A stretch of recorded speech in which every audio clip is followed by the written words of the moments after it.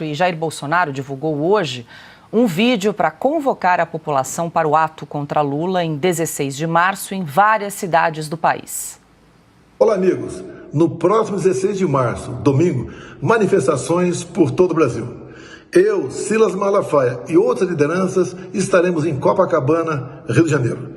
A nossa pauta, liberdade de expressão, segurança, custo de vida e fora Lula 2026 e anistia já. Eu peço a você que vai participar em outros municípios, procure saber qual é a pauta e quem estará organizando esse movimento.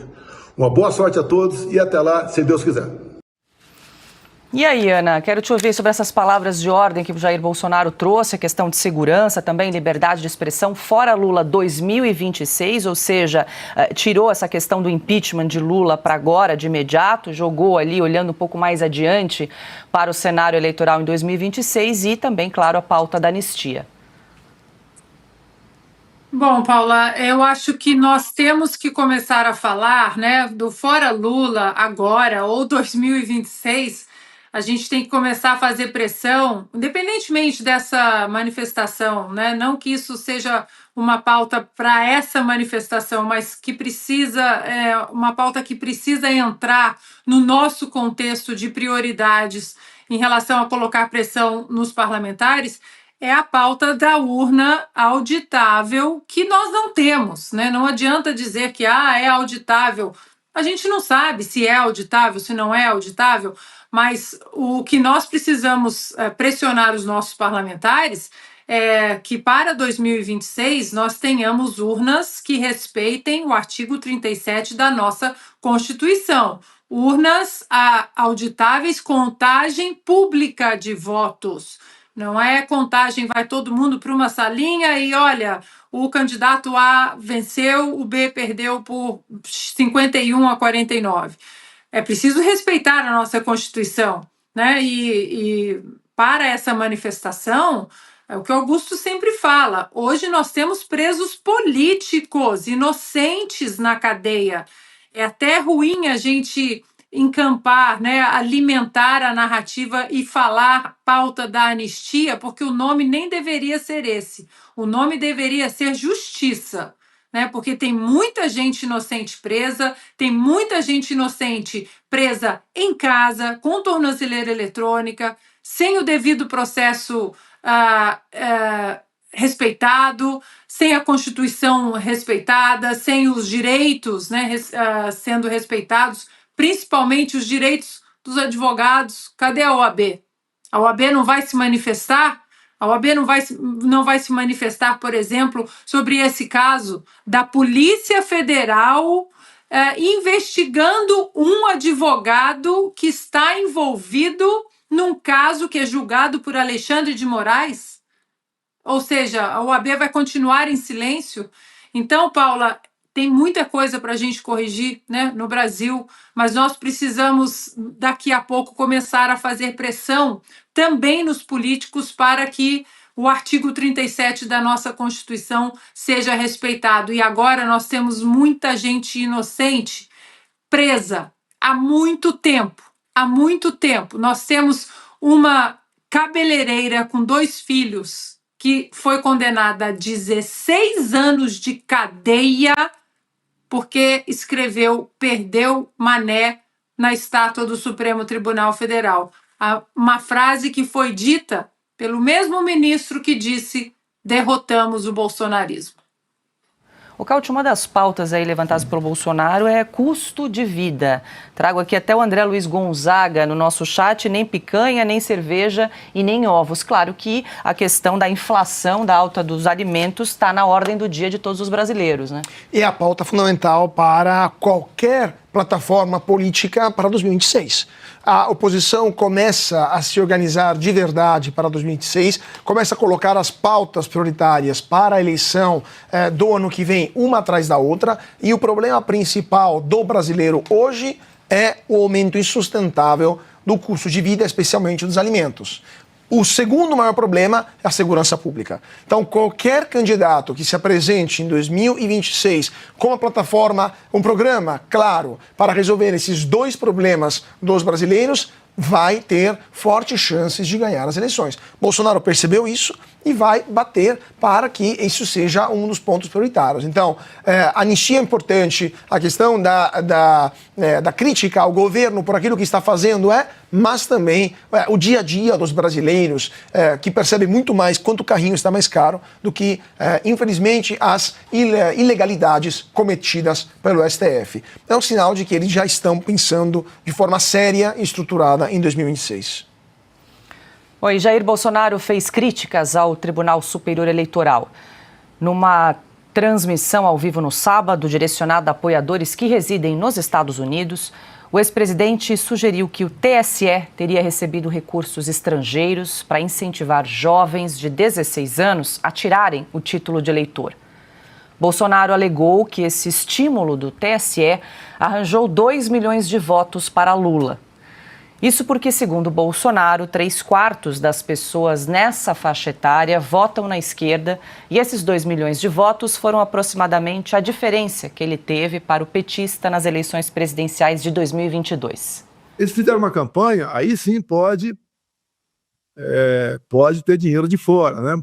Muito grande, junto aos jovens de 16, 17 anos, que nessa faixa etária você não é obrigado a votar, é facultativo, e fizeram uma campanha massiva em cima dessa garotada, de modo que 4 milhões de jovens se alistaram como eleitores. E essa faixa etária, no mínimo 3/4 vota na esquerda. Ou seja, só aí o TSE arranjou 2 milhões de votos para o Lula, que foi a diferença nas eleições. Se o TSE, que devia fiscalizar isso aí, usou o recurso de fora para fazer esse tipo de campanha, eu não sei o que vai acontecer aqui, até porque esses que fizeram são do Supremo Tribunal Federal. Bom, ainda conforme Bolsonaro, ele teria sido censurado durante a campanha eleitoral por ser impedido de divulgar material de campanha negativo contra Lula. Nós éramos, inclusive, preventivamente proibidos de tocar em certos assuntos. Por exemplo, na campanha não podia falar que o Lula tinha amizade lá atrás com Chaves, com Maduro, com Ortega, com Ahmadinejad, com as ditaduras do mundo todo. Eu não poderia falar, por exemplo, do Lula, da sua simpatia, quase uma amizade fraternal com o Hamas, com o Hezbollah, entre outros grupos terroristas de todo o mundo. Nós éramos, inclusive, preventivamente proibidos de tocar em certos assuntos. Por exemplo, na campanha não podia falar que o Lula tinha amizade lá atrás com Chaves, com Maduro, com Ortega, com Ahmadinejad, com as ditaduras do mundo todo. Eu não poderia falar, por exemplo, do Lula, da sua simpatia, quase uma amizade fraternal com o Hamas, com o Hezbollah, entre outros grupos terroristas de todo o mundo. Eu não poderia falar que o Lula, com imagem dele mesmo, defendia o aborto. Eu não pude mostrar o Lula numa comunidade aqui tomada pelo tráfico, onde ele entra. O Lula não é o Flávio Dino, não, tá? Entra sem segurança nenhum, usa um boné típico da facção criminosa local, onde os fuzis daquela região, quando são presos, têm essa mesma marca, mostrar sua amizade com o tráfico no Brasil. E ele sempre pregou aqui o desencarceramento. Ou seja, a bandidada toda, porque parte da bandidada vota dentro do presídio, acredite se quiser, a votação nele batia em 90%, o meu chegava próximo a 10%. Ou seja, tudo que não presta está do lado do Lula. Ô, Ana, deixa eu jogar para você, porque o Bolsonaro, em determinado momento, fala que o TSE teria recebido recursos estrangeiros para financiar jovens ali na faixa dos 16, 17 anos a votarem na esquerda. Ele, claro, não cita nomes, mas a gente pode inferir que seria talvez aí a USAID envolvida nisso. Lembrando que a USAID e TSE chegaram a organizar alguns eventos no Brasil e chegaram a criar também um guia de combate à desinformação em parceria. Exatamente, Paula. E o ministro Barroso estava lá, né? Nós já mostramos aqui o próprio print da matéria do Tribunal Superior Eleitoral, inclusive enaltecendo a parceria com a USAID. Paula, quando nós começamos a acessar aqui os dados da USAID, são tantas ONGs no Brasil que receberam dinheiro da USAID que eu acho que vai demorar alguns meses ainda para a gente desfazer todo esse nó. Mas com certeza, isso, inclusive o Elon Musk já afirmou isso no próprio Twitter dele, né, no perfil dele na rede X, que houve sim dinheiro da USAID destinado para as eleições no Brasil. Como esse dinheiro foi usado através de que ONG, ninguém sabe.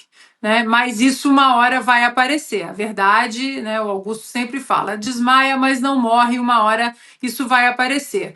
Agora, o mais grave disso tudo, e eu espero que isso esteja no relatório do Vaca, é que o presidente Bolsonaro fala em relação à censura, porque ele não pôde falar como candidato que o Lula era amigo de ditadores.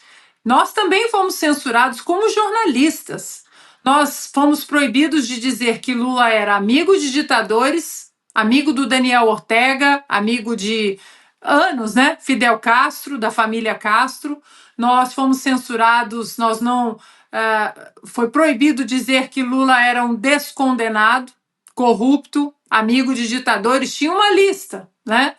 E, inclusive, se o Augusto ainda quiser mencionar isso, nós provamos ao vivo que o TSE mandou um recado, sim, de que isso não poderia ser dito, e o Augusto disse, e logo em seguida a gente sabe o que aconteceu com a demissão em massa ali da Jovem Pan. Ou seja, a censura no Brasil hoje já seria gravíssimo a censura a um candidato, perseguição política, mas a imprensa foi censurada, e a imprensa de um lado só foi censurada, enquanto ao outro lado, até falar que o presidente Bolsonaro era pedófilo, até isso correu e só foi derrubado mais para frente. Então, Paula, são muitos assuntos, né, que o presidente Bolsonaro ele foi proibido de abordar, mas o mais grave, e isso o Michael Schellenberger colocou muito bem no documento dele que está na Câmara aqui nos Estados Unidos. A imprensa livre também foi muito censurada.